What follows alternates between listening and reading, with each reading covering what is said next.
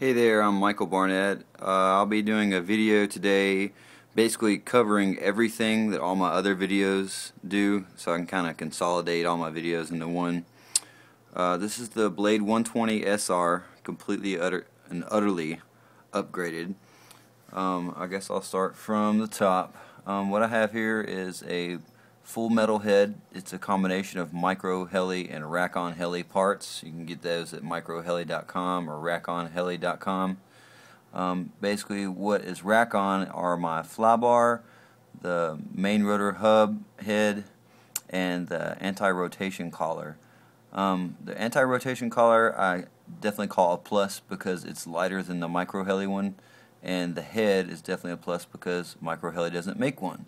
The flybar, on the other hand, is not a plus. It looks great. I mean, it totally matches the whole carbon fiber look, but it doesn't really fly as good as the micro heli one, which you see here I have broken. But I've basically just had to tweak the heck out of it to make it act like it used to with the micro heli one. I have a MIA Micro Dash Flight canopy here and skids, and I'll get into those in a second along with the tail boom. I have the rack-on heli fin, vertical and horizontal. It's right down here. I have it close to the end to kind of compensate for all the weight I've put on the tail. I've kind of shifted that one forward so it kind of makes up for the weight I've thrown back here. I have the rack-on heli tail motor mount.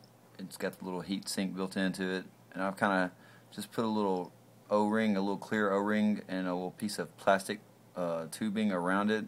Just kind of gives it extra cushion and protection. Anyways, to the micro stuff, also I have a micro heli frame, micro heli swash plate, and micro heli blade grips. I believe they're Extreme Heli main shaft and Extreme Heli, what do you call it, the shaft bearing keeper. It's a little thing at the very bottom of the shaft that sits above the frame. I forgot what it's called. It's like a anti-rotation collar. Yeah, that's it.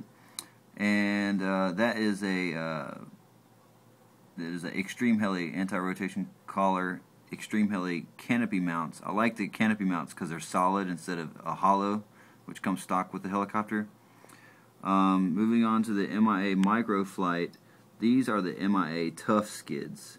I like them because they're really flexible. You can bend them really easy and they go back right into form. The only thing I don't like about them is it's kind of a bitch to put them together. It's carbon fiber bottom with plastic like skid holders, and I had to basically they just slide into the tube, but they don't stay on very well in a wreck, so I've CA glued the heck out of it to make them stay on. I've had them pop off several times, but nothing's broken, so I imagine that's how they made it, so that it just pops off instead of breaks off, but I didn't like that, so I glued them there. I also have these little big grommets. They just kind of give a little cushion when I land. I like it. I've just preferred my helicopters to have that on them. Also, the landing skid kit comes with boom support, and if you notice on my old videos, these grommets are a lot shorter. In my old videos, these are a lot longer, and MIA must have noticed that they were a little too short, and they tended to make these pop out in a wreck. And since then, I've had a few little small wrecks, and nothing's come apart at all, which to me that's a big plus because this is all upgraded stuff, so it would be a big pain in the ass to have anything break on me. As you see, the flybar is the only thing that's broken, and you can imagine what kind of wreck it would have taken to make that happen. That's a good thing about the rack-on heli flybar is it's a lot thicker. Their bars are a lot thicker. If you notice, put these right up next to each other. The micro heli one's a lot smaller. I imagine that adds a little weight, and it's a lot longer too. If you notice, the micro heli one's a little shorter, and I don't know why, but it just makes it fly better with these kind on. But also you notice it's plastic paddles, but they make up for it by having like a little metal weight slide all the way through it. This one's just a carbon fiber paddle. It's real thin, It's not nearly as thick as this, but that's just the differences between those two. But yeah, this is it. I haven't upgraded the motor or anything. I haven't seen anything available out yet to upgrade the motor, but if they do, I guarantee you I will do that. So that's the Micro Dash Flight Tough Skids. They're a lot wider than what you see on the stock ones, and the boom supports a plus. These are their, I don't know what you call them, they're A-style metal and carbon fiber skids. This is the old version. They were, well, these are both bolt-on, but their older version, you just like, I don't even know how they did it, but this is my old skids, and I put these big giant rings on them and added so much weight to it that it actually made the flight characteristics crap. As you see, I broke the little bracing, and they're not very strong in a wreck. I mean, they're alright. They definitely look good though. But my main concern was that these little skids kept bending. If you notice, it's got a slight bend in it, and I always bent them back, and I didn't really like that, so I bought several pairs of these. This is what I've done differently. This is the new style skids. They come with elongated little points back here, so you can mount the tail boom assembly like so. It's mounted, and that's the tough kit, so it's a little different, but it's the same concept. And this, as you see, doesn't have those little bitty ones, and compared to that, you can see how I can mount some tail booms to that. But what's really cool they've come out with is these photon skids. These are really awesome. What they are is they have little lights on them, and all these are is little plastic caps I've kept on there just for safety. But if you pop them out or pop them in, one turns red, well, and one turns green. And I'm really looking forward to getting those on. But as you notice, they're a lot thicker than the original skids, and I had a heck of a time getting these skids to slide in to these parts right here.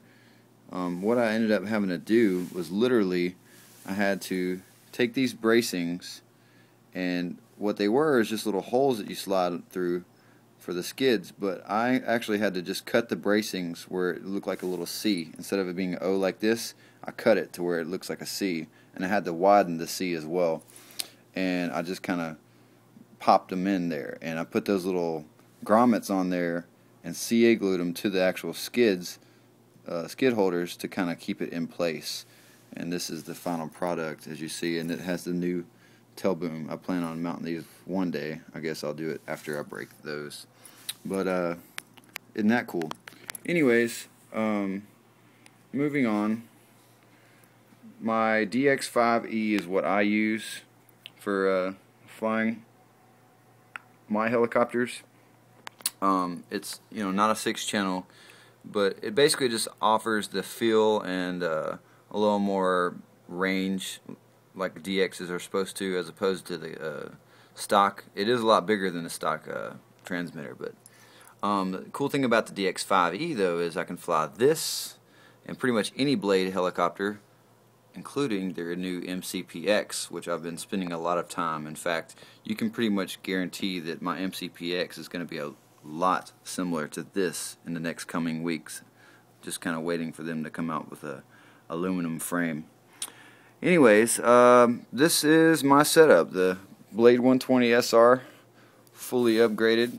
One other cool thing I've bought recently is this camera here. I got this on eBay, I think, or something like that, for like $10, like $4 for shipping. So 15 bucks got me this. This weighs like 9 grams. It's by far the lightest camera I've found out on the market, and for the money you can't really beat it. And another cool thing about the MIA canopy is it has like this flat surface across the top, and most of the time people have to mount their cams under the helicopter, which is helpful, but this one I've got mounted on the top, and what that does is kind of gives me like that whole angled view, along with the fact that the tail boom creates a little weight in the back, so I can kind of adjust how far I put this on the nose to kind of compensate for the fact that there's weight on the back end. And I actually took a video today flying around my neighborhood. I'll probably post that sometime today.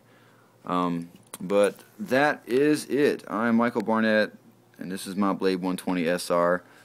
Start watching out for that, because that little guy is going to be my next new project.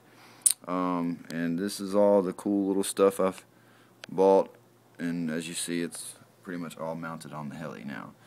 But stay tuned and see what's coming out next.